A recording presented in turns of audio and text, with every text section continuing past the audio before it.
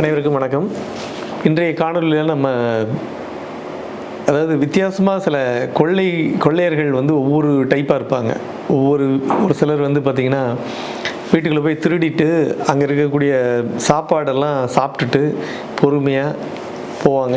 ஒரு சிலர் அங்கே இதுலேயே பார்த்திங்கன்னா அங்கே நடு ஹால்லேயே மோஷன் போயிட்டு போகிறது.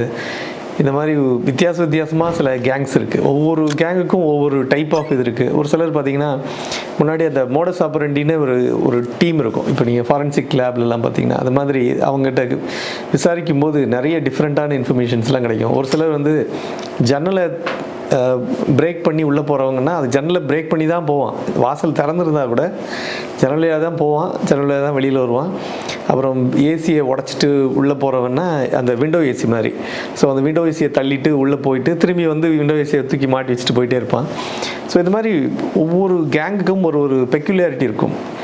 அது மாதிரி எல்லா கட்டத்துலேயும் எல்லா சூழல்லையும் பார்த்திங்கன்னா ரொம்ப டிஃப்ரெண்ட்டாக அறியப்படக்கூடிய ஒரு சில கேங்குன்னு பார்த்திங்கன்னா ராம்ஜி நகர் கொள்ளையர்கள் சொல்லலாம்.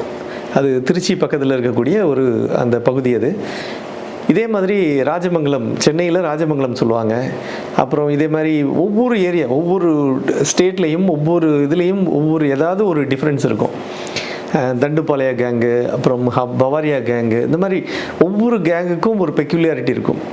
இதில் மற்ற கேங்காவது அடித்து கொன்று அவங்கள ரத்தத்தை பார்த்து சந்தோஷப்படுற கேங்கு இப்படி நிறைய இருக்குது வேறு டைப்பில். இந்த ராம்ஜி நகர் கொள்ளையர்கள் மட்டும் காந்தியவாதிகள் மாதிரி. இவங்க எல்லாம் ஆந்திராவிலேருந்து மைக்ரேட் ஆகி திருச்சி பக்கம் வந்தவங்க. வேலைக்காக திருச்சிக்கு வந்தாங்க.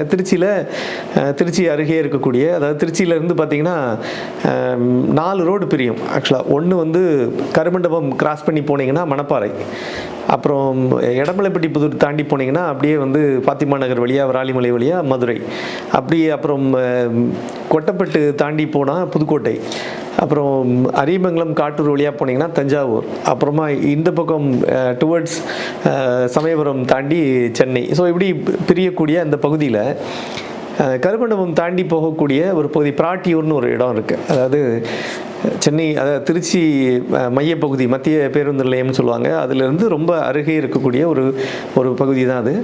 அங்கேருந்து ஒரு மிஞ்சி போனால் என்ன ஒரு 8 கிலோமீட்டருக்குள்ளே தான் இருக்கும். 5 கிலோமீட்டர் 8 கிலோமீட்டருக்குள்ளே தான் இருக்கும். ஸோ அந்த பகுதி, இந்த பிராட்டியூரில் அங்கே ஒரு ஆர்டிஓ ஆஃபீஸ் இருக்குது. அதுக்கு நேராக பின்னாடி, அதுக்கு அடுத்த ஸ்டாப் தான் ராம்ஜி நகர். ஸோ அந்த ராம்ஜி நகரில் ஒரு பஞ்சு மில் இருந்தது. அந்த பஞ்சு மில்லுங்கிறது ஒரு 20-25 வருஷம் 30 வருஷத்துக்கு முன்னாடி இருந்தது. அந்த மில்லு அதுக்கப்புறம் 2000 ஆல்மோஸ்ட் க்ளோஸ் பண்ணிட்டாங்க. அந்த மில்லு ஒர்க் ஆகலை, ஃபங்க்ஷன் ஆகலை. ஸோ இந்த மில்லுக்கு வேலைக்கு வந்தவங்க இந்த நபர்கள் அங்கேயே செட்டில் ஆகிறாங்க. ஒரு நாயுடு சமுதாயத்தில் ஒரு பிரிவை சேர்ந்தவங்க, உட்பிரிவை சேர்ந்தவங்க ஆந்திராவிலேருந்து வராங்க. இவங்க பார்த்திங்கன்னா குறிப்பாக பொண்ணு கொடுத்து பொண்ணு எடுக்கிறதுலாம் அந்த மற்ற சமுதாயம், மற்ற யாருக்கிட்டையும் போகவே மாட்டாங்க, கிட்டவும் பண்ணவும் மாட்டாங்க. இவங்க முழுக்க என்ன பண்ணுவாங்கன்னா, அதாவது இந்த சமுதாய மக்கள் அங்கே நகரில் இவங்களோட சமுதாயத்தோட இதே மாதிரியான ஒரு குரூப் இருக்காங்க. இவங்களோட ரிலேட்டிவ்ஸு, சொந்தக்காரங்க, சொக்காரங்கன்னு சொல்லுவாங்கள்ல, அது மாதிரியான ரிலேட்டிவ்ஸ் இருக்காங்க.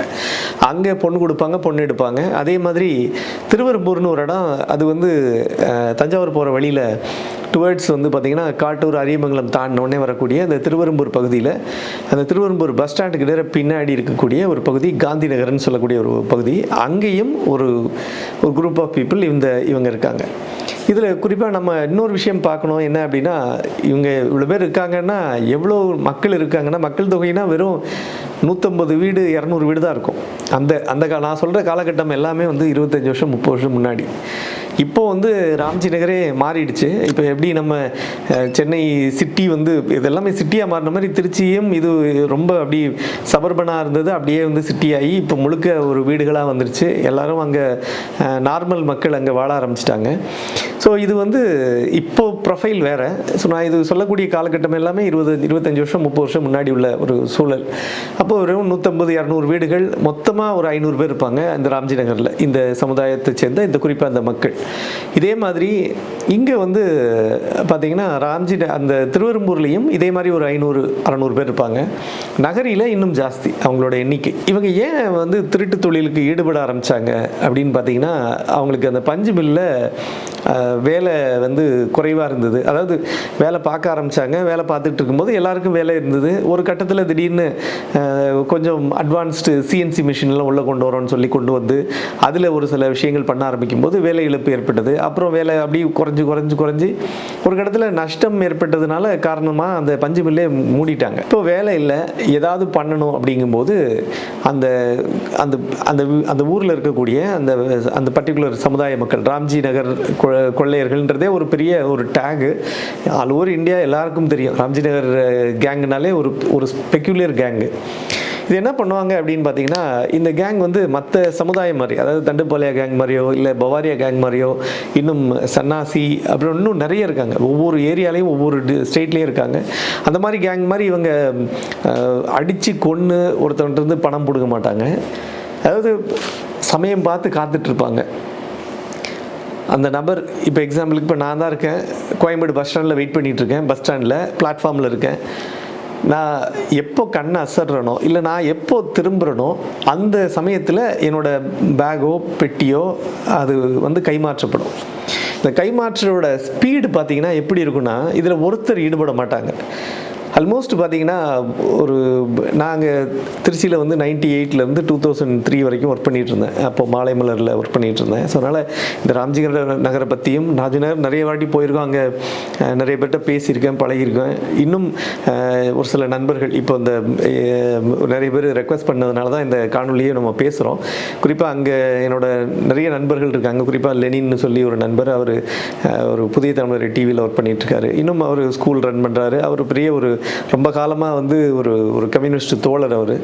ஸோ அவர்கிட்டையும் நிறைய தகவல்களும் ஷேர் பண்ணது. ப்ளஸ் அங்கே நான் ஒர்க் பண்ணதுனால எனக்கு அங்கே கண்டோன்மெண்ட் இன்ஸ்பெக்டராக இருந்த ஒரு மந்திரமூர்த்தி, சுந்தரமூர்த்தி, அப்புறம் அவங்களாம் ரிட்டையர்ட் ஆகிட்டாங்க ஆல்மோஸ்ட்டு. அவங்க பாஸ்கர் சார், அப்புறம் நிறைய பேர் இருக்காங்க ஆஃபீஸர்ஸு. ஸோ இவங்களை நிறைய பேர்கிட்ட டிஸ்கஸ் பண்ணும்போது கிடைச்ச தகவல்கள் தான் இப்போது ஷேர் பண்ணிகிட்ருக்கேன். நேரடியாக நானும் பார்த்த விஷயங்களையும் சொல்கிறேன். இப்போ இது வந்து பார்த்திங்கன்னா ஒரு விஷயம் வந்து இந்த மாதிரி பேகை லிஃப்ட் பண்ணுறதுல எப்படி பண்ணுவாங்க அப்படின்றது வந்து, இப்போ நான் உட்காந்துட்ருக்கோம் அப்படின்னா அந்த விக்டிம் எக்ஸ்ன்றவர் உட்காந்துட்ருக்காரு. அவர் பக்கத்தில் ஒரு சுட்கேஸ் இருக்குது, அவர் பக்கத்தில் வச்சுருக்கிறாரு. பிளாட்ஃபார்மில் கோயம்பேடு பஸ் ஸ்டாண்டில் இருக்காருன்னு வச்சுக்கலாம். அப்போ இருந்துட்டு இருக்கும்போது அவருக்கு அருகே ஒருத்தர் நின்றுக்கிட்டு இருக்கிறவர் தான் திருடன். அவர் தான் வந்து ராம்ஜி நகர் கேங்கில் உள்ள ஒரு நபர். அவர் என்ன பண்ணுவார்னா, அவர் காலால் இல்லை ஏதோ ஒரு இது மூலமாக அதை லைட்டாக புஷ் பண்ணுவார். அந்த சுட்கேஸை இவரோட கண் பார்வையிலேருந்து கொஞ்சம் விலகிற மாதிரி இவர் கொஞ்சம் அவர் அந்த பக்கம் திரும்பும்போது இவர் திரும்பி ஃபோனை பார்த்துட்டு இருப்பார், இல்லை ஏதோ ஒரு பேசிகிட்டு இருப்பார், ஏதோ நடக்கும். இவர் எல்லாம் சுற்றி அவங்க யார் நிற்கிறாங்களோ அவங்கவுங்க அந்தந்த இடத்துல தான் இருப்பாங்க. ஆனால் அந்த பக்கத்தில் நிற்கிற நபர், ஒரே நபர் மட்டும் காலால் லைட்டாக தள்ளி விடுவார். அது தள்ளி விடுறது எந்த பொசிஷன்னா, அதுக்கு இவருக்கு நேரம் பின்னாடி, இந்த எக்ஸுக்கு பின்னாடி ஒய்னு ஒருத்தர் உட்காந்துருக்காரு. அவரும் ராம்ஜி நகர்காரரு. அவருக்கு அது ஈஸியாக எடுத்துகிட்டு போகிறதுக்கு வசதியாக இருக்கும். அந்த மாதிரி அவர் எடுத்துகிட்டு போயிட்டே இருப்பார். இப்போ அவர் எடுத்துகிட்டு டுவர்ட்ஸ் ஈஸ்ட்டை பார்த்து நடக்கிறாருன்னு வச்சுக்கோங்க. பிளாட்ஃபார்ம் 1லேருந்து அதுக்கு ஆப்போசிட் பிளாட்ஃபார்ம் போயிடுறாரு. பிளாட்ஃபார்ம் போன உடனே என்ன நடக்கும்னா, அங்கே ஒருத்தட்ட கொடுப்பாரு. அவர் அங்கேருந்து எக்ஸாக்ட்லி டயக்னலி ஆப்போசிட் எங்கேயோ போயிட்டுருப்பார். ஸோ இப்படி போய் வித்தின் 3 மினிட்ஸுக்குள்ளே, அதாவது இப்போ நம்ம அந்த ஏடிஎம் கொள்ளையை பற்றி பேசும்போது நானே சொல்லியிருக்கேன், 15 நிமிஷத்தில் ஒரு கேங் ஏடிஎம் பாபாவோட பிளெஸ்ஸிங்ஸில் பார்த்தீங்கன்னா அந்த அந்த கிராஷ் கோர்ஸ் கற்றுக்கிட்டவனுங்க வந்து என்ன பண்ணுறாங்கன்னா, உள்ளே போய் அந்த ஏடிஎம் மிஷினை எந்த இடத்துல கட் பண்ணணும், கேஸ் கட்டரை வச்சு கட் பண்ணி மொத்தத்தையும் ரிமூவ் பண்ணி உள்ளே இருக்க கேஷ் செஸ்ட்லேருந்து அந்த கேசட்டை எடுத்துகிட்டு வெளியில் வர்ற டைம் 15 நிமிஷம். இதான் வந்து அவங்களோட அந்த டைமிங்கே. அந்த அளவு ஸ்பீடாக பண்ணுறாங்க. பட் அதுக்கு ரொம்ப, அதாவது காம்படிட்டிவாக இங்கே பார்த்தீங்கன்னா வித்தின் 3 மினிட்ஸ்க்குள்ளே இந்த சூட்கேஸ் வந்து கிட்டத்தட்ட 10 பேர் கைக்கு மாறி ஆல்மோஸ்ட் வேறு இடத்துக்கு போயிருக்கோம். இப்போது இந்த விக்டிம் உட்கார்ந்துருக்கிறவர் பார்ப்பார், ஐயோ பேக்கை காணும் அப்படிம்பார். ஆனால் இப்போ எப்போ ஒருத்தருக்கு சந்தேகம் வரும்னா, ஒரு நபர் இந்த இடத்துல ஒரு பொண்ணு இருந்தது, இந்த இடத்துல ஒரு பையன் நின்னார், இந்த பச்சை கலர் பேக் வச்சுருந்தாரு, அவரை காணும் அப்படின்னா அப்போ அவர் தான் திருடி இருக்கணும்னு ஒரு வாய்ப்பு இருக்குது. அப்படி இல்லாமல் இவங்க என்ன பண்ணுவாங்கன்னா, எல்லாரும் அப்படி எப்படி இருப்பாங்க, ஸோ இவர் கூடவே நிற்பாங்க. பட் இவருக்கு தெரியாது அந்த நபர் தான் அவங்களுக்கு மொத்தத்துக்கும் காரணம் அப்படின்றது. அது மாதிரி இது சொன்னது ஒரு சின்ன எக்ஸாம்பிள். இதுதான் வந்து இவங்களோட ஒரு பெரிய ஸ்ட்ராட்டஜியே. இது வந்து போனால் ஒரு ஃபுல் கேங்காக போவாங்க, போய் ஆப்ரேட் பண்ணிட்டு வந்துட்டே இருப்பாங்க. ஆனால் இதில் ஒரு பெரிய ஒரு இன்ட்ரெஸ்டிங்கான விஷயம் என்ன அப்படின்னா, 2 விஷயம். ஒன்று வந்து இவங்க எல்லாம் அஹிம்சை கொள்ளையர்கள். அதாவது எப்படின்னா, ரத்தம் பார்க்காம கத்தி துப்பாக்கி எதுவுமே கிடையாது. இது மாதிரி அட்டென்ஷனை டைவெர்ட் பண்ணி திருடுவாங்க, இல்லை அட்டென்ஷன் அவன் கண் அசையும் போது எடுத்துகிட்டு போவாங்க. இதுதான் அவங்களோட ஸ்ட்ராட்டஜி. வேறு எதுவுமே கிடையாது. அவங்கள மிரட்ட மாட்டாங்க, அடிக்க மாட்டாங்க. இல்லை ஈவன் ஒருத்தர் பிடிபட்டா கூட அவங்க வந்து எப்படியாவது அதுலேருந்து எஸ்கேப் ஆக ட்ரை பண்ணுவாங்களே தவிர, ஆனால் அதில் வந்து என்ன நடக்கும்னா, அவங்க ஐயோ இப்படி ஆயிடுச்சு அப்படின்னு ஒருத்தரை சண்டை போடுறதோ அடிச்சுட்டு தப்பிச்சு போகிறதோ அப்படி எதுவுமே நடக்காது. ஸோ இது மாதிரி இவங்க வந்து இன்னொரு இதில் வந்து ஒன்று இந்த அஹிம்சை கொள்ளையர்கள்னு சொன்னான். இன்னொன்று அடுத்த என்ன விஷயம், டிஃப்ரெண்ட்டான விஷயம் அப்படின்னா, ராம்ஜி நகர் கொள்ளையர்கள் வந்து தமிழ்நாட்டிலேயோ சென்னையிலேயோ எந்த சிட்டிலையும் அடிக்கவே மாட்டாங்க. என்ன ரீசன் தெரியாது. ஆனால் தமிழ்நாட்டுக்குள்ளே எங்கேயுமே அடிக்க மாட்டாங்க. இவங்க அடிக்கிறது எல்லாமே நார்த் இந்தியா, பாம்பே, டெல்லி, நொய்டா, கல்கட்டா எல்லா சிட்டிக்கும் போயிருக்காங்க. எல்லா சிட்டியும் அத்துப்படி அவங்களுக்கு. இது ஒரு பெரிய நெட்வொர்க்காக இயங்கினது. இது என்ன பண்ணுவாங்கன்னா, இப்போ நம்ம ஒரு சில படத்தில் காட்டுற மாதிரி ரொம்ப பெக்யூலியராக, நான் கூட அப்படி தான் நினச்சேன் ஃபஸ்ட்டு. ஆரம்பத்தில் பார்த்தீங்கன்னா, ஒருத்தர் அங்கே இதுக்கு போகும்போதே அதாவது ஒரு இந்த மாதிரி திருட்டுக்கு போகிறாங்க அப்படின்னா பெரிய பூஜை நடக்கும். அங்கே ஒரு பெரிய கோயில் இருக்குது, அங்கே போய் சத்தியம் வாங்கிட்டு அப்புறம் உத்தரவு வாங்கிட்டு போகிறது, இதெல்லாம் ஒரு பக்கம் இருந்தாலும் அப்படி எதுவுமே நடக்காது. ஆனால் அப்படிலாம் நடக்கிறதா ஒரு சில ப்ரொஜெக்ஷன்ஸ் காட்டுறாங்க. அது உண்மை கிடையாது. ஆக்சுவலாக ராம்ஜி நகரில் அப்படிலாம் எதுவுமே கிடையாது. ஆனால் கோயில் இருக்குது, அந்த கோயில் திருவிழா நடக்கும். அது வருஷம் ஒரு தடவை எல்லா ஊர்லேயும் நடக்குது இல்லை, அந்த மாதிரியான ஒரு கோயில் திருவிழா நடக்கும். அதில் அவங்க எல்லாம் கலந்துப்பாங்க.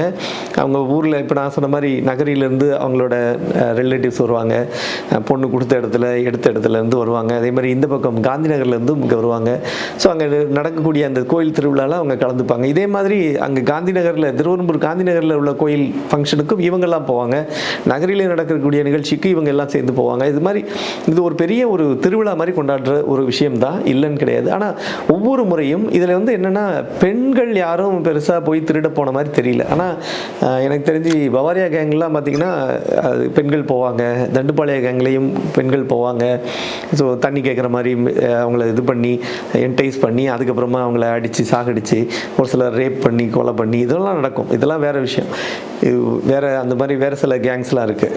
ஸோ இந்த கேங்கை பொறுத்த வரைக்கும் பெண்கள் யாரும் போகிறதில்ல. ஆனால் இதில் என்ன அப்படின்னா, எல்லோரும் ஓரளவு, இப்போது நீங்கள் வந்து படிப்பு அந்த மாதிரி ஏதாவது ஒரு விஷயம் அப்படின்னா அவங்க படிக்கிறவங்க படிச்சுட்டு தான் இருப்பாங்க. இப்போ அவங்கள வந்து டிஸ்டர்ப் பண்ணுறதில்ல. அதே மாதிரி ஒரு சிலர் இப்போ இங்கேயே வந்து பார்த்திங்கன்னா பொருட்கள் திருடுற மாதிரியே, ஒருவேளை குழந்தை எங்கேயாவது ஒன்று நிற்குது, தவறி நிற்குது அப்படின்னா அந்த குழந்தைங்களையும் சைல்ட் லிஃப்டிங்கும் பண்ணியிருக்காங்க. அந்த குழந்தைங்கள தன்னோட குழந்தையாகவே வளர்த்து வந்துட்டுருக்காங்க. குறிப்பாக பார்த்திங்கன்னா அந்த காலத்தில், அதாவது நான் சொல்கிறது 30 வருஷம் முன்னாடிலாம் பார்த்திங்கன்னா, ராம்ஜி நகரில் அந்த பெண்கள்லாம் வந்து ரொம்ப கிராண்டாக அவங்க கழுத்தில் எப்படியும் பார்த்திங்கன்னா மினிமம் ஒரு 30-40 சவரன் தொங்கும் கழுத்தில். அவ்வளோ நகைகளோடு தான் பயங்கரமாக ஒரு பெரிய இது மாதிரி இருப்பாங்க. ஆனால் இப்போ மாறிடுச்சு நிலவரம். பட் அந்த காலகட்டங்களில் அப்படிலாம் இருந்தது. ஸோ அதே மாதிரி வந்து இவங்க, நான் ஏற்கனவே அந்த லெனின் ஒரு நண்பரை பற்றி சொல்லியிருந்தேன். அவர் வந்து அவர் கம்யூனிஸ்ட் தோழர் ஒருத்தர். அவர் வந்து ஒரு ஸ்டோரி பண்ணுறதுக்காக இதே மாதிரி இந்த ராம்ஜி நகரை பற்றி ஒரு சின்ன ஸ்டோரி பண்ணியிருந்தார். அப்போது அது பண்ணும்போது அவங்க வந்து ஒரு ஸ்ட்ராட்டஜி ஒர்க் அவுட் பண்ணிவிட்டு அது எப்படி பண்ணாங்கன்றதை அவங்களுக்கு எக்ஸ்பிளைன் பண்ணியிருந்தாங்க. அது என்ன அப்படின்னா, இது மாதிரி நார்த்துக்கு அவங்க கிளம்பி போவாங்க. நார்த்துக்குன்னா இவங்களுக்கு இப்போ ஆப்ரேஷன் பண்ணணும், அவங்களுக்கு தேவை அப்படின்னா உடனே என்ன பண்ணுறாங்கன்னா நேராக ட்ரெயின் ஏறுவாங்க. ஏன்னா இவங்க வந்து ஃப்ளைட் ஏறி போக மாட்டாங்க. ஈவன் சென்னையிலலாம் ஒரு கேங் வரும், இது டெல்லியிலேருந்து வர கேங்கு. இவங்க ஃப்ளைட்டில் வருவாங்க. ஃப்ளைட்டில் வந்துட்டு திருடின நகையோட திரும்பி ஃப்ளைட்டில் போய் ஏற முடியாது. அதனால் திரும்பி போகும்போது ட்ரெயினில் போவாங்க. அப்படி இல்லைன்னா இந்த நகைகளை டிஸ்போஸ் பண்ணிட்டாங்கன்னா அந்த பணத்தை எடுத்துகிட்டு பணத்தை திரும்பி டெபாசிட் பண்ணி அதுக்கப்புறம் ஃப்ளைட்டில் பிடிச்சி ஊருக்கு போவாங்க. இந்த மாதிரி கேங் உண்டு. ஃபஸ்ட்டு வந்து ஒரு பைக்கை திருடுறது, அப்புறமா மற்ற விஷயங்களெல்லாம் அட்டம் பண்ணுறது, ஸ்நாச்சிங் பண்ணுறதோ மற்ற விஷயங்கள் நடக்கும். இது மாதிரி ஒரு டிஃப்ரெண்ட்டாக பண்ணும்போது இவங்க மட்டும் என்ன பண்ணுவாங்கன்னா எப்பயுமே ட்ரெயின் தான். பஸ்ஸு கிடையாது, பஸ்ஸு ரொம்ப ரேரு, பஸ்ஸு இல்லை ட்ரெயின், அவ்வளோதான். ஃப்ளைட்டில் போனதே கிடையாது, போகவும் விரும்ப மாட்டாங்க. ஸோ இவங்க வந்து நார்மல் ஒரு வில்லேஜர் மாதிரி இருப்பாங்க. அதில் பார்த்தீங்கன்னா இப்போ ஒரு கேங்காக போகிறாங்க அப்படின்னு சொல்லும்போது ஒரு 20-30 பேர் போகிறாங்க அப்படின்னா அவங்களுக்கு தேவையான பொருள் செலவு எல்லாத்தையும் அவங்க பார்த்துப்பாங்க. இப்போ இதில் மொத்தத்தில் எவ்வளவு கிடைக்குதோ வருமானம், அந்த மொத்த வருமானமும் மொத்தமாக பகிர்ந்து பிரித்து இது எல்லாருக்கும் ஷேர் போகும். அந்த மாதிரி நடக்கும். ஸோ இதில் வந்து பார்த்திங்கன்னா ட்ரெயின் ஏறினோடனே எங்கே போகிறாங்கன்னு தெரியாது. இப்போ டெல்லி, இப்போ தமிழ்நாடு எக்ஸ்பிரஸ் ஏறுறாங்கன்னா நேராக போயிட்டே இருப்பாங்க. இப்போ அவங்களுக்கு தெரியும் இந்த ஜூலை மாதம் இங்கே இந்த திருவிழா மாதிரி ஒன்று நடக்கும், இந்த ஊர் பக்கம் மத்திய பிரதேஷில் போபாலில் நடக்கும், இல்லை இங்கே டெல்லி பக்கம் இந்த மாதிரி ஒரு இடத்துல நடக்கும், இல்லை மகாராஷ்டிராவில் இந்த இடத்துல ஒரு ஃபெஸ்டிவல் இருக்குது, அப்போ நிறைய கும்பல் வருவாங்க, கூட்டம் கூடும், இல்லை இந்த மாதிரி ஒரு சம்பவம் நடக்கும் அப்படின்ற விஷயங்கள் எல்லாம் தெரியும். ஸோ அந்த பர்டிகுலர் இடத்துக்கு போனோடனே இவங்க இறங்கிடுவாங்க. இறங்கி ஏதாவது ஒரு இடத்துல ரூம் போட்டு தங்கிக்கிட்டு உட்காந்து பொறுமையாக டிஸ்கஸ் பண்ணி அதுக்கப்புறம் அவங்க டார்கெட்டை எக்ஸிக்யூட் பண்ணுவாங்க. இதில் வந்து இன்னொன்று பார்த்திங்கன்னா, இதே இதில் வந்து ஒரு சிலர் பேங்க்கில் வந்து உள்ளே ஒருத்தர் வெயிட் பண்ணுவார். அப்போது பேங்க்கில் யார் பணம் எடுக்கிறாங்கன்றதை பார்த்துட்டு அந்த பணம் எடுத்துகிட்டு பைக்லேயோ கார்லேயோ போகிற ஒரு நபரை அவங்க பெரிய தொகை எடுத்திருக்காங்க அப்படின்னா அந்த தொகையை விஷயத்தை இமீடியட்டாக அவங்க மெசேஜமாக பாஸ் பண்ணிடுவாங்க. அந்த காலகட்டங்களில் வந்து ஃபோன் கிடையாது, பெரும்பாலும் அந்த பிபிஎல் ஃபோனுன்னு ஒன்று சொல்லுவாங்க, அந்த ஃபோனை பயன்படுத்துவாங்க, இல்லைனா பேஜஸ் பயன்படுத்துவாங்க. அப்போது அந்த பேஜஸில் மெசேஜ் அனுப்புறது, இந்த மாதிரி வெள்ளை சட்டை கோடுவேர்ட் மாதிரி வச்சுப்பாங்க. இப்போ ஒயிட் ஷர்ட்டு ஒரு க்ரீன் பேண்ட் அப்படின்னா வெள்ளை சட்டை பச்சை பேண்ட் அனுப்பின பிறகு அது ஃபாலோ பண்ணி அந்த நபர் என்ன பண்ணுவாங்கன்னா அவங்க எங்கே போகிறாங்கன்றதை வாட்ச் பண்ணிட்டே இருப்பாங்க. கூடவே ட்ராவல் பண்ணுவாங்க. கூடவேனா பைக்லேயோ வேறு ஏதோ ஒரு ஆட்டோலையோ எதுலேயோ போயிட்டே இருப்பாங்க. எந்த சந்தர்ப்பத்தில் அவர் எங்கே ஒரு இடத்துல போய் ஒரு இடத்துல நம்மளும் பார்த்துருக்கோம் நிறைய சம்பவங்கள். இப்போ நானே வந்து ரிப்போர்ட் பண்ண நிறைய கேஸில் பார்த்தீங்கன்னா நிறைய சந்தர்ப்பங்களில் அவங்க ஏதாவது ஒரு இடத்துல இப்போ பேங்க்கில் பணம் எடுத்துகிட்டு வீட்டுக்கு போக வேண்டியதுனா போக மாட்டான், நேராக போய் ஒரு டீ கடையில் போய் டீ குடிப்பான், இல்லை உள்ளே போய் அப்போ தான் நிம்மதியாக அதை சாப்பிட போகிறேன்னு போவான். பின்னாடி அங்கே பார்த்தீங்கன்னா அந்த பெட்டியை வந்து லைட்டாக ஒரு தட்டி ஓப்பன் பண்ணி உள்ளே இருக்கிற பணத்தை எடுத்துகிட்டு போயிட்டே இருப்பாங்க.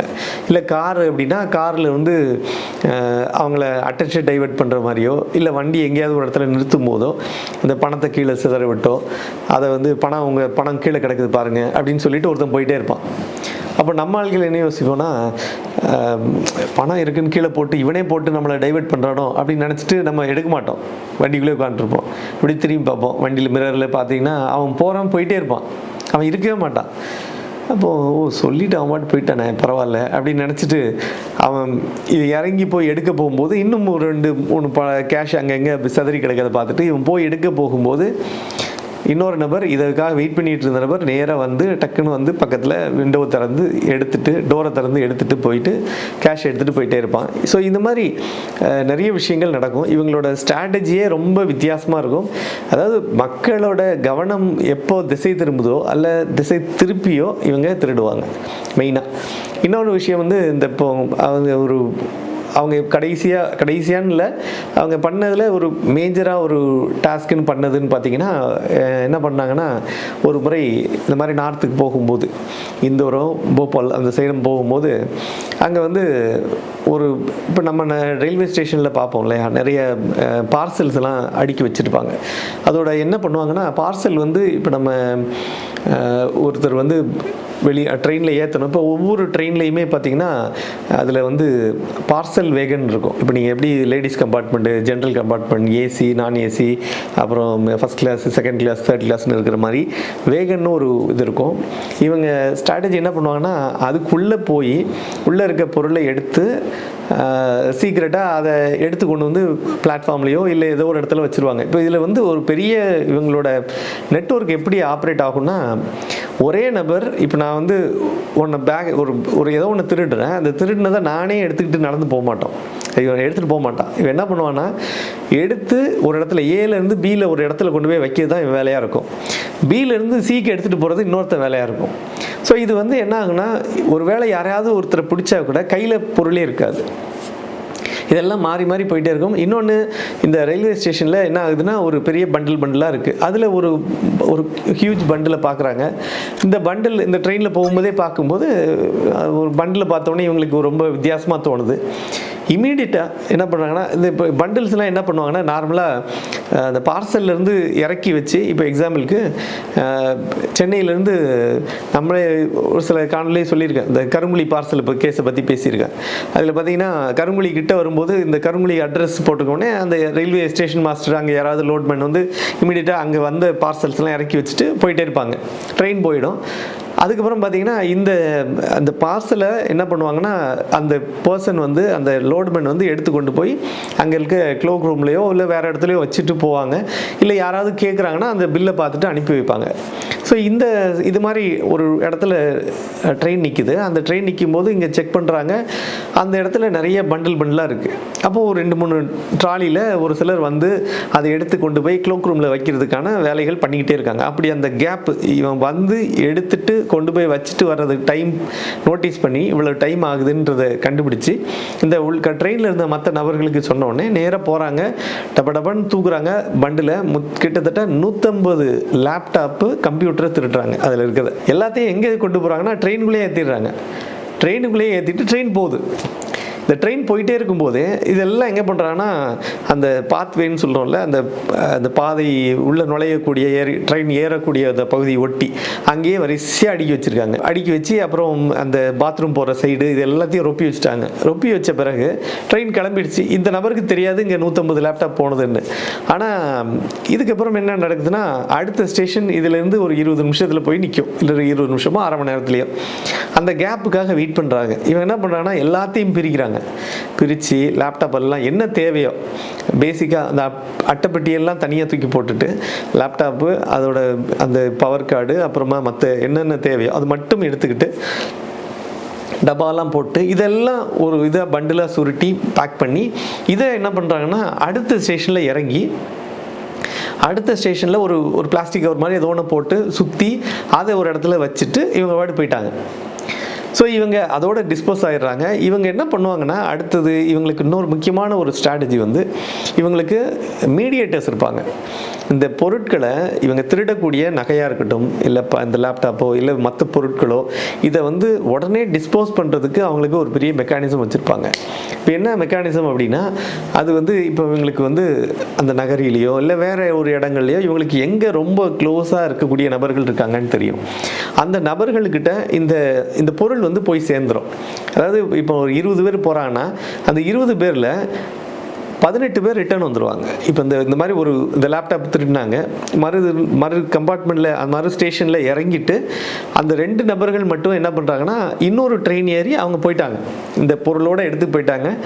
இந்த மீதி 18 பேரும் இன்னொரு ட்ரெயினை பிடிச்சி இவங்க நேராக திருச்சிக்கே வந்துட்டாங்க. ஸோ இவங்க வந்து சப்போஸ் இடையில வந்து சந்தேகத்தின் அடிப்படையிலையோ இவங்களை செக் பண்ணால் கூட இவங்க கையில் பொருள் இருக்காது.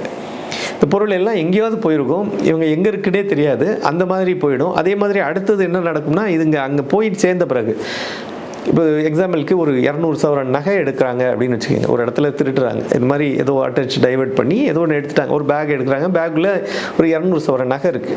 அந்த நகை வந்து என்ன ஆகும்னா பேக்கெலாம் தூர போட்டுருவான், நகையை மட்டும் ஒரு பண்டில் பண்ணி எடுத்துக்கிட்டு ஒரு நபர் நேராக அவருக்கு பஸ்ஸை பிடிச்சோ ட்ரெயினை பிடிச்சோ மாறி போய் அவர்களோட அந்த மீடியேட்டர் எங்கே இருக்காங்கன்னு தெரியும். அந்த நபருக்கு மெசேஜ் மட்டும் போயிடும், அவங்க அந்த இடத்துல வெயிட் பண்ணுவாங்க, கொண்டு போய் ஹேண்ட் ஓவர் பண்ணிடுவாங்க. ஹேண்ட் ஓவர் பண்ண பிறகு மீண்டும் அந்த நபர்களும் நேராக திருச்சிக்கே போயிடுவாங்க, ராம்ஜி நகருக்கு.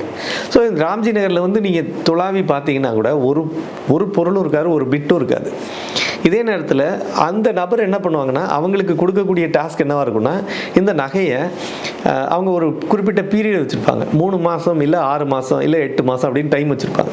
அவ்வளோ நாளைக்கு அதை டிஸ்டர்பே பண்ணக்கூடாது, அந்த நகையாகவே இருக்கணும், அது இன்காட்டாவே மாற்றக்கூடாது, எதுவுமே பண்ணக்கூடாது. ஸோ அந்த மாதிரி அப்படி முழு செயினாகவே இருக்கும், வளையல்னா வளையலாக இருக்கும், அதில் எந்த ஒரு சின்ன டேமேஜ் கூட வராது. ஸோ பெர்ஃபெக்டாக எல்லாத்தையும் வச்சுருப்பாங்க. இதை எப்போ டிஸ்போஸ் பண்ணுவாங்கன்னா கிட்டத்தட்ட ஒரு 6 மாதம் வெயிட் பண்ணுவாங்க, எந்த கம்ப்ளைண்ட்டும் வரல, எந்த பிரச்சனையும் வரல அப்படின்னு வரும்போது அந்த டைமில் இதை மாற்றுவாங்க. மாற்றி இதெல்லாம் அந்த மீடியேட்டர் மூலமாகவே திரும்பி அப்படி கை மாற்றி அது மொத்தமாக பணமாக மாற்றப்படும். பணமாக மாற்ற பிறகு அதை வந்து மொத்தமாக பிரித்து இந்த ஆப்ரேஷனில் போன ஒரு 20 பேர் போனாங்கன்னா 20 பேருக்கும் பகிர்ந்து கொடுக்கப்படும். இதுதான் அவங்களோட ஸ்ட்ராட்டஜியாக இருக்கும். சரி, ஒருவேளை ஏன் இந்த 6 மாதம் கேப் அப்படின்னா அந்த 6 மாதத்தில் ஒருவேளை போலீஸ் வராங்கன்னு வச்சுக்கோங்க. இந்த ராம்ஜி நகரில் இப்போ நானே பார்த்துருக்கேன்னு சொன்னேன், அது அங்கே இருக்கும்போது பார்த்தீங்கன்னா டெய்லின்ல ஒரு வாரத்தில் 3 நாள் 2 நாள் வந்து பாம்பேலேருந்து, டெல்லியிலேருந்து, இல்லை கல்கட்டாலேருந்து, ஹைதராபாத்லேருந்து போலீஸ் வந்துக்கிட்டே இருப்பாங்க. இவங்க வேலை என்ன அப்படின்னா, வந்த உடனே இவங்கெல்லாம் எங்கே பார்க்கலாம்னா கமிஷன் ஆஃபீஸ் வாசலில் நிற்பாங்க. வந்துட்டு நேராக இந்த மாதிரி நாங்கள் டெல்லியிலேருந்து வரோம், எங்களுக்கு ஒரு திருட்டு நடந்திருக்கு, ராம்ஜி நகர் கேங்கை அவங்கள்ட்ட பார்க்கணும் அப்படின்னு அவங்கள்ட்ட பெர்மிஷன் கேட்கணும்னு வருவாங்க. இல்லைனா ஏன்னா அந்த டைமில் வந்து ரூரல் எஸ்பி ஆஃபீஸ் இது கண்ட்ரோலில் வரும். இப்போயும் ரூரல் எஸ்பி ஆஃபீஸ் கண்ட்ரோலில் தான் இருக்குது. ஸோ இல்லைனா என்ன ஆகுனா அவங்கள்ட்ட பெர்மிஷன் மாதிரி கேட்பாங்க. இல்லை அவங்களுக்கு அங்கே இருக்கக்கூடிய இன்ஸ்பெக்டர்ஸுக்கு தகவல் சொல்லுவாங்க. சொல்லிவிட்டு நேராக இவங்களோட டைப் பண்ணி இந்த எஸ்பி கான்ஸ்டபிளோ இவங்க கூட வந்து போயிட்டு அங்கே போய் பேச வைப்பாங்க. உள்ளே போனால் இவங்களுக்கு சந்தேகத்தின் அடிப்படையில் யாரையாவது அடிக்கிறாங்க, உதைக்கிறாங்க அப்படின்னா அவங்க தெளிவாக சொல்லிடுவாங்க, இங்கே பாருங்கள், அடிச்சிங்க உதைச்சிங்கன்னா உங்களுக்கு பணமும் வராது, பொருளும் வராது, நாங்கள் தான் தெரியுது உங்களுக்கு, ரைட்டு, நாங்கள் பண்ணுறோம் அப்படின்னு சொல்லி அவங்க ஒரு நெகோஷியேஷன் வருவாங்க. இதுக்கு போலீஸும் என்ன பண்ணுவாங்கன்னா, சரி அவங்க தான் கொடுக்குறேன்றாங்களே, அப்புறம் நீங்கள் ஏங்க இது பண்ணுறீங்க அப்படின்னு சொல்லி அவங்களோட ஒரு பேட்சப் மாதிரி பேசுவாங்க. 200 சவரனில் 50 சவரன் எடுத்துக்கிட்டு நாங்கள் 150 சவரன் தரோன்னு சொல்லுவாங்க. அவ்வளோதான், நாளைக்கு காலையில் வாங்க, உங்களுக்கு உங்கள் நகை இருக்கும் அப்படின்னு சொல்லி அனுப்பிச்சிடுவாங்க. போனவன் நேராக ஒரு ரூம் போட்டு தங்கியிருப்பான். 700 இல்லை வேறு ஒரு ரம்யாஸ் ஹோட்டலோ போய் தங்கிட்டு மறுநாள் காலையில் இதே மாதிரி போவாங்க. இந்த டைம்லேயே இவங்க அந்த நபருக்கு சொல்லி அங்கே நகரிலேயோ வேறு ஒரு இடத்துலையோ எந்த இடத்துல இவங்க அந்த நகையை பதுக்கி வச்சுருக்காங்களோ அந்த இடத்துலேருந்து 150 சவரன் மட்டும் கரெக்டாக பிரித்து எடுத்துகிட்டு வருவாங்க. மீதி நகை அங்கேயே இருக்கும். அந்த நகையை இங்கே கொண்டு வந்த பிறகு மொத்தமாக அந்த நகையை கொடுப்பாங்க. ஆமாம், இதெல்லாம் எங்கள் நகை தான்னா அவங்க கன்ஃபார்மாக தெரியும். ஏன்னா அதெல்லாம் அழிக்கப்படலை, அதெல்லாம் ஒரிஜினல் நகையாகவே இருக்கும். அதுக்கப்புறம் வாங்கிட்டு போயிடுவாங்க. மீதி உள்ள அந்த 50 சவரன் நகையை என்ன பண்ணுவாங்கன்னா, அதில் அந்த ராம்ஜி நகர் போலீஸுக்கும் சரி கொஞ்சம் பேருக்கு பிரித்து கொடுத்து அந்த ஏரியாவில் அவங்க மற்றவங்கெல்லாம் பிரிச்சுப்பாங்க. ஸோ இப்படி பண்ண ஆரம்பிக்கும் போது நிறைய பேர் ஆல்மோஸ்ட் வந்து அந்த காலகட்டத்திலேயே இன்னும் ஒரு சில சமயங்களில் ஒரு சிலரை மிரட்டுறது, அடிக்கிறது, அந்த ராம்ஜி நகர்லேயே பார்த்திங்கன்னா இந்த மாதிரி அந்த கொள்ளையில் ஈடுபடக்கூடிய நபர்கள் வந்து நிறைய பேர் அடித்து சாவடிச்சிருக்காங்க. ஆல்மோஸ்ட் வந்து ஒரு 10 பேர் வரைக்கும் இறந்துருக்காங்க அந்த ஒவ்வொரு பீரியட் ஆஃப் ஒரு 10 வருஷம் 15 வருஷத்தில். 2000க்கு பிறகு ஆல்மோஸ்ட் வந்து இந்த மாதிரியான சம்பவங்களில் ரொம்ப ஈடுபடல. 2010க்கு பிறகு ஒன்றுமே கிடையாது. இந்த ஏரியாவே வந்து மாறிடுச்சு, அந்த ப்ரொஃபைலே மாறிடுச்சு. ராம்ஜி நகர் அப்படின்ற இதுவே ப்ரொஃபைலே வந்து வேறு மாதிரி மாறிடுச்சு. பட் அதுக்கு முந்தைய காலகட்டங்களில் இந்த மாதிரி நடந்திருக்கு. நிறைய பேர் வந்து போலீஸ் ஸ்டேஷன் கூப்பிட்டு போவாங்க, அடிப்பாங்க, உதைப்பாங்க, நடக்கும். அதுக்கப்புறம் திரும்பி வீட்டுக்கு வந்த பிறகு ரத்த வாந்தி எடுப்பான், செத்து போயிடுவான். அப்படி இல்லைனா ரொம்ப சீரியஸாக இருக்குன்னு சொல்லி கொண்டு போய் அட்மிட் பண்ணியிருப்பாங்க. நிறைய இது வந்து இப்போ இது சென்னையில் நடந்த விஷயமா இருந்தால் நிறைய பேர் ஹென்ரி டிஃபனை மாதிரியான பெரிய ஆக்டிவிஸ்ட்லாம் வந்து உள்ளே போயிட்டு இருப்பாங்க. இதில் வந்து நிறைய விஷயங்கள் அப்படியே மறைக்கப்பட்டு வெளியில் ரொம்ப தெரியாமலே அமுக்கப்பட்டு வெளியில் போயிடுச்சு. இது நிறைய விஷயங்கள் வெளியிலே தெரியாது.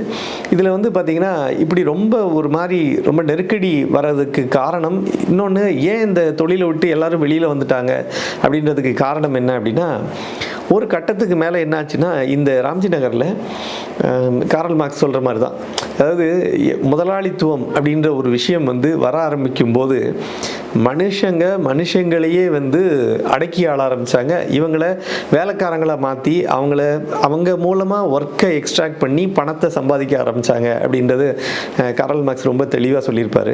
அந்த முதலாளித்துவ எப்படி அது ஃபங்க்ஷன் ஆகுது, முதலாளிகளுக்கும் தொழிலாளிகளுக்கும் உள்ள உறவை வந்து ரொம்ப தெளிவாக எக்ஸ்பிளைன் பண்ணியிருப்பார். அது மாதிரி இங்கேயும் என்ன நடந்ததுன்னா, ராம்ஜி நகரில் ஒரு கட்டத்துக்கு மேலே வந்து ஒரு டீம் வந்து ஃபார்ம் ஆச்சு. குறிப்பிட்ட டீம் ஃபார்ம் ஆனாங்க. அந்த டீம் என்ன பண்ணுவாங்கன்னா, அந்த டீம் வந்து நாங்கள் எல்லாம் வந்து ஃபைனான்ஸ் பண்ணுறோம், நீங்கள் போய் கொள்ளையடிச்சிட்டு வாங்க அப்படின்ற மாதிரியான ஒரு விஷயத்தை முன்னெடுப்பாங்க. இப்படி அவங்க முன்னெடுக்கும் போது இவங்களுக்குள்ள ஒரு கான்ட்ரவர்சி கிரியேட் ஆகுது. என்ன ஆகுதுன்னா, அது வரைக்கும் கிடைச்ச அந்த பூட்டியில் மொத்தத்தையும் என்ன பண்ணுவாங்கன்னா ஷேர் பண்ணுவாங்க. அதில் ஒரு 200 சவரன் கிடைக்குதுன்னா மொத்தமும் பிரிக்கப்பட்டு ஆளுக்கு ஒரு 10 சவரனோ இல்லை 15 சவரனோ கிடைக்கும். 20 பேர் போயிருக்காங்கன்னா ஆளுக்கு 10 சவரன் கிடைக்கும். ஆனால் இப்படி வர ஆரம்பித்த பிறகு, முதலாளித்துவம் தொழிலாளிகள் இந்த மாதிரியான ஒரு வேறுபாடு வர ஆரம்பித்த பிறகு என்ன ஆச்சுன்னா, இவங்கள்ட்ட சொல்லிடுவாங்க, உங்களுக்கு மொத்தமாக 50 சவரன், அதில் ஆளுக்கு 2.5 சவரன் அப்படின்ற மாதிரி கணக்கு. 20 பேர் அப்படின்னா இல்லை ஒரு ஆளுக்கு ஒரு 5 சவரன் அப்படின்ற மாதிரி கொடுத்துருவாங்க. மீதி எல்லாத்தையும் இவன் எடுத்துப்பாங்க, அந்த ஓனர் எடுத்துப்பார். ஓனர் எடுத்துக்கிட்டு போலீஸ் கேஸோ இல்லை வேறு பிரச்சனையோ எதுவாக இருந்தாலும் இவர் ஹேண்டில் பண்ணிப்பார். ஸோ இது மாதிரி போக ஆரம்பிச்சது. இது என்ன ஆச்சுன்னா, அந்த முதலாளித்துவம்னு ஒரு டாமினேட் பண்ண ஆரம்பிக்கும் போது நிறைய பேர் அந்த காலகட்டத்தில் தான் நிறைய பேர் உயிரிழக்க ஆரம்பித்தாங்க. நிறைய பேர் பிரச்சனைகள், ஃபேமிலி பிரச்சனை இப்படிலாம் வர ஆரம்பித்த பிறகு இது எதுக்கு இவ்வளவு கஷ்டப்பட்டுக்கிட்டு நம்ம ஏன் உயிர் போகிற அளவுக்கு பண்ணி மாட்டி பிரச்சனையில் மாட்டுறது அப்படின்ற ஒரு காலகட்டம் வந்தது. இன்னும் ஒரு சில சந்தர்ப்பங்களில் எங்கேயாவது ஒரு இடத்துல வெளியில் போகும்போது, ஏன்னா எப்பயுமே இப்போ உத்தரப்பிரதேஷ் போய் ஒரு இடத்துல டார்கெட் பண்ணுறாங்க அப்படின்னா ஹிந்தி தெரிஞ்ச ஒரு நபர் இருப்பார். அந்த ஹோல் டீம்லேயே ஒருத்தர் கண்டிப்பாக அந்த லோக்கல் லாங்குவேஜ் நல்லா தெரிஞ்ச ஒரு நபர் இருப்பார். அவர் என்ன பண்ணுவார்னா, இந்த மாதிரி ஒருத்தர் மாட்டிக்கிட்டாங்கன்னா அவங்கள எப்படியாவது காப்பாற்றுறதுக்காக இவரே என்ன பண்ணுவார்னா, இவரும் கூட சேர்ந்து அடிப்பார். அவங்கள அடிச்சுட்டு இவனெல்லாம் சும்மா விடக்கூடாது, வாங்க போலீஸ் ஸ்டேஷன் கூப்பிட்டு போகலான்னு சொல்லி தூக்கி ஆட்டோ பிடிங்கன்னு சொல்லி ஆட்டோ பிடிச்சி தூக்கி போட்டுட்டு நேராக போகிற மாதிரி போவாங்க. கொஞ்சம் தூரத்தில் இறங்கி அப்புறம் ஆட்டோ அனுப்பிச்சி வச்சுட்டு எல்லாம் எஸ்கேப் ஆயிடுவாங்க. இந்த மாதிரி இப்போ நீங்கள் ஒடிசா போகிறாங்கன்னா ஒடிசா தெரிஞ்சவங்களாக இருப்பாங்க, மகாராஷ்டிரா போகிறாங்கன்னா மராத்தி தெரிஞ்ச ஒருத்தர் இருப்பார். அப்புறம் இந்த மாதிரி ஒவ்வொரு ஏரியாவுக்கும் தகுந்த மாதிரி அவங்க மொழிகள் நல்லா, ஆனால் ரொம்ப சரளமாக பேசக்கூடியது தமிழ், தெலுங்கு நல்லா பேசுவாங்க. ஆனால் இவங்க பேசிக்காக தெலுங்குலேருந்து வந்ததுனாலையும் இங்கே தமிழ்நாட்டில் செட்டில் ஆனதுனாலையும் நல்லா தெளிவாக பேசுவாங்க. பட் அந்த மாதிரி சந்தர்ப்பங்களில் அவங்களோட ஐடென்டிட்டியை வெளியில் தெரியாத மாதிரி பார்த்துப்பாங்க. ஸோ இந்த மாதிரி சில விஷயங்கள் ஆரம்பித்த பிறகு, அதாவது முதலாளித்துவம்னு ஒரு விஷயம் வந்த பிறகு தான் நிறைய பேர் அதில் பாதிக்கப்பட்டு ஒரு சிலர் உயிரிழப்பு ஏற்பட்ட பிறகு இந்த விஷயத்திலிருந்து நிறைய பேர் வெளியில் வர ஆரம்பித்தாங்க. அதுக்கப்புறம் என்ன ஆச்சுன்னா, ஆல்மோஸ்ட் அவங்கவுங்க ஃபேமிலி அந்த பசங்களை எல்லாம் படிக்க வச்சுட்டாங்க. எல்லாருமே பார்த்திங்கன்னா ஆல்மோஸ்ட் படித்து, எனக்கு தெரிஞ்சு சொல்கிறேன், ராம்ஜி நகரில் நிறைய லாயர்ஸ் இருக்காங்க, நிறைய பேர் டாக்டர்ஸ் இருக்காங்க, அப்புறம் டீச்சர்ஸ் இருக்காங்க நிறைய பேர். இப்போ அவங்களோட ப்ரொஃபைலே மாறிடுச்சு ஆல்மோஸ்ட். அதாவது ஒரு வம்சாவளியினர் அவங்களோட தாத்தா கொள்ளு தாத்தா மாதிரி இருந்தவங்கெல்லாம் கொள்ளடிச்சவங்க இப்போ அவங்களோட கிராண்ட் சில்ட்ரன் எல்லாமே மாறிட்டாங்க. ஆல்மோஸ்ட் படித்து வேலை தேடி ஐடியில் ஒர்க் பண்ணுறாங்க, எல்லாமே ஒர்க் பண்ணிட்டு இருக்காங்க.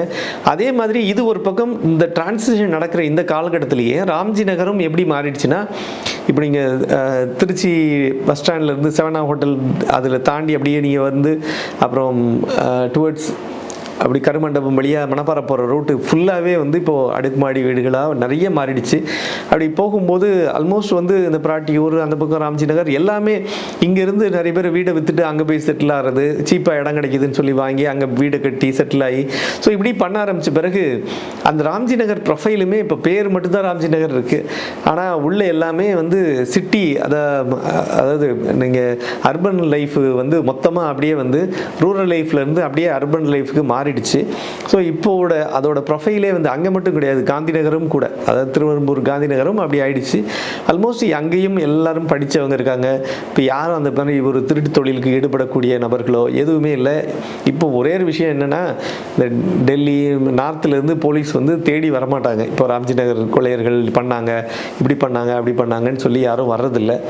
இது ஒரு பெரிய ரிலீஃப் உண்மையாகவே சொல்ல போனால். இதே மாதிரி பார்த்திங்கன்னா சென்னையில் முன்னாடி யாசர்பாடி அப்படின்னாலே ஒரு ஒரு ஒரு ப்ரொஃபைல் எப்படி இருக்குன்னா, அங்கே முழுக்க ரவுடிகள் ஏரியா, ஆசத்தம்பி அங்கே தான் இருந்தான், அப்புறம் சேரா, வெள்ளரவி, இதெல்லாம் நிறைய கேங்ஸ்டர்ஸ் முழுக்க சென்னையை ரூல் பண்ண கேங்ஸ்டர்ஸ்ன்ற பெரிய பெரிய நபர்கள் அந்த ஏரியாவில் தான் இருந்தவங்க.